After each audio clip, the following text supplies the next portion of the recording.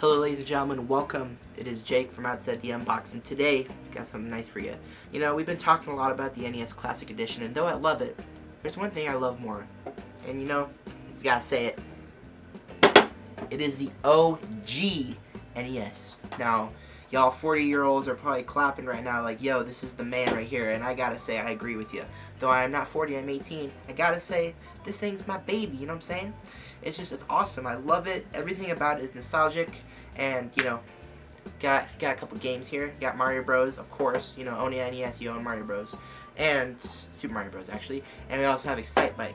Now, I have two really special NES games here. I have the most famous NES game, and I have a launch title NES game.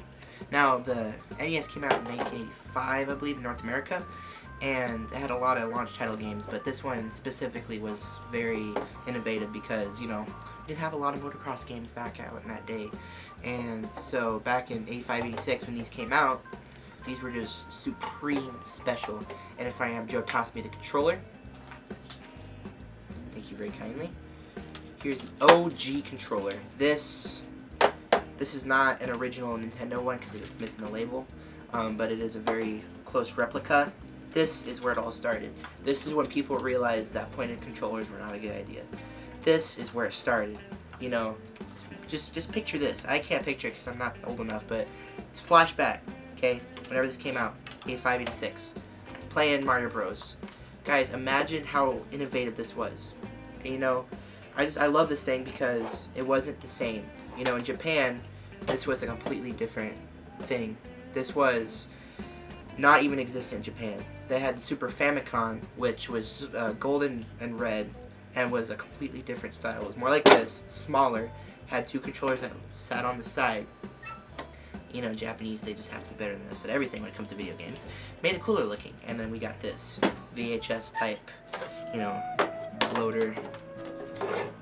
We got this VHS style type, and we got this VHS style type loader. In the NES's life, they actually got a second model, the 101, which was a top loader and had a dog bone style NES controller, and that was a lot of people thought it was better because A, it was a top loader, which made this obsolete, obviously, and second, it was way more compact. It was probably half the size of this joint right here, and it was just way more compact and way lighter, obviously.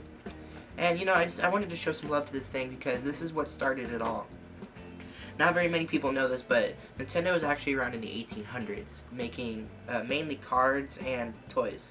And then, you know, 80s, things were happening. That was like the Ferris Bueller Day Off video game like era, and they had to do something. They just couldn't stand back and watch Nintendo get slapped in the face, almost in bankruptcy. Actually, almost nobody knows that, but they were near bankruptcy when this joint was released, and it changed the game.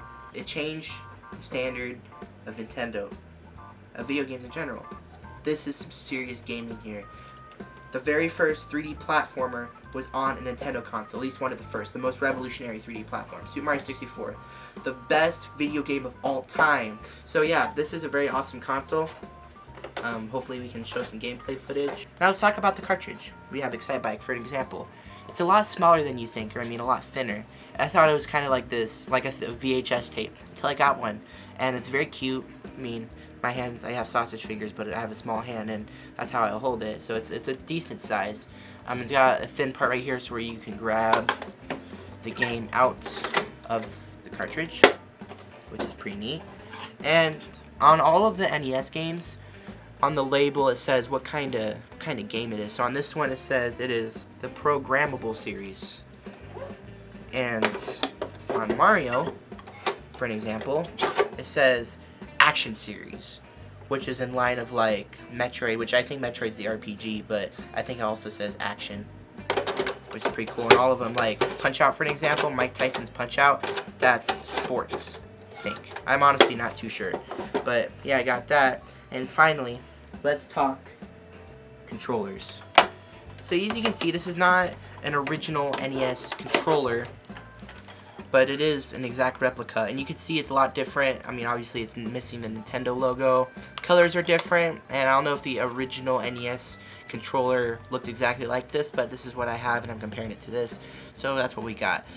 Buttons are darker. It's similar to the Turbo controller. If you watched our video recently about that, it's very similar, except the buttons are a little bit shorter, except this D-pad sticks out like Grand Canyon there.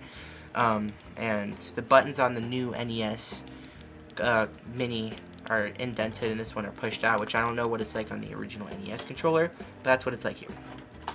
So, yeah. If you don't know what an NES is, I don't know if you've breathed. This thing is legend. And in Home Alone 2, where he throws the bricks down and almost kills Marv, if he would have used this, he would have taken his head off. Just saying. Crappy graphics? Maybe. Aged poorly? Very maybe. Classic? Definitely.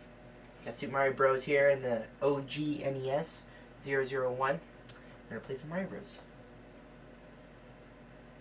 Pretty good at this, I think.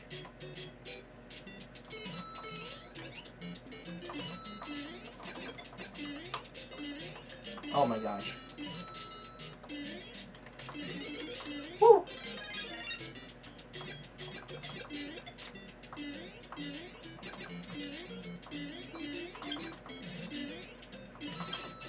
Whoops. See if I can make it to the top of the flag.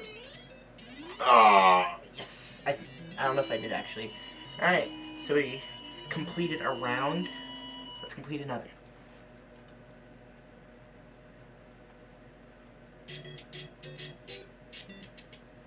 I don't know about you, but if I saw a pipe, I would not go down it.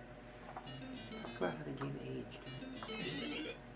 Yeah, so whenever this game came out, 85, 86, I honestly don't remember. I think it came out in 86, I want to say. I don't remember.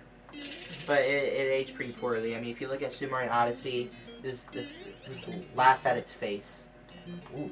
Just laugh at its face is how poorly it's aged. But like I previously stated, yes, graphics are crappy, 8-bit with the SNES. It's 8-bit graphics with the SNES coming in at 16-bit, along with the Sega Genesis, I believe. So yeah, it's got some pretty crappy graphics, but for back in the day, this was like OP. This was the top. You had an NES Classic, you were basically in the cool category, and you were probably a doctor's kid. But yeah, if you had one of these babies, you were in, and you know, just because the age poorly does not mean it's not a classic. This game is a classic. If you think of video game, more than likely this game has crossed your mind. And I'm done losing. So we're gonna play some Excitebike to show y'all I actually know how to load this properly. Excitebike.